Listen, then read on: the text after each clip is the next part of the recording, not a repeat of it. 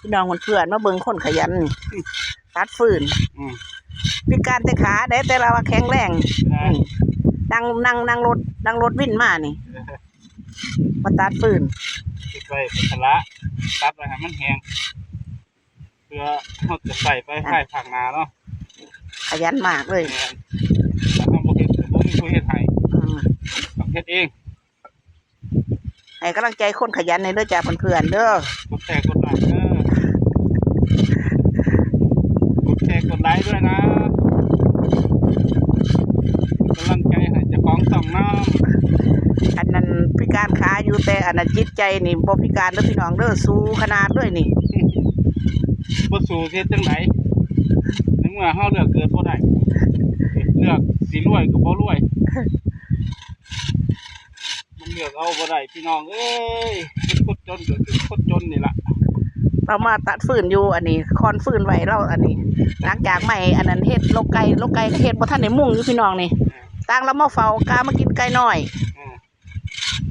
แล้วมาตัดฟืนเล่นอยู่นี่ละอาชีพคน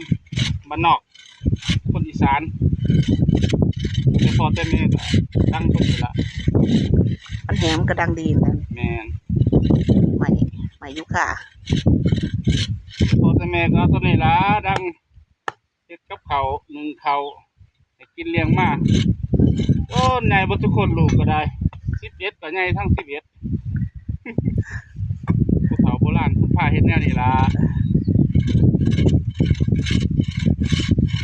กำลังใจให้เพิ่นนำเด้อเจ้าของช่องเพิ่น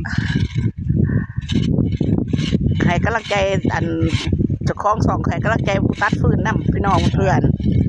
พาพี่น้องเบิ่งคนขยันแล้วดูเด้ต้องสู้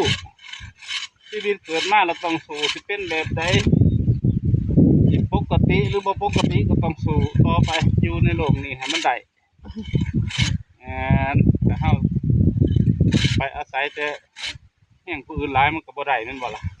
สิ่งใดที่เฮาเฮ็ดได้ลมแห้งได้เองล่ะคือเฮ็ดเองลมแห้งโอ้ยลมบูแล้วพี่น้องเพื่อนลมเย็นสบายลมแห้งฝนตกทางอื่นตรงไหนตรงหน้าลมเย็นสบายนี่เราอยู่อันนี้เราอยู่ตรงไหนตรงหน้าเป็นธรรมชาตินี่อยู่กับธรรมชาติ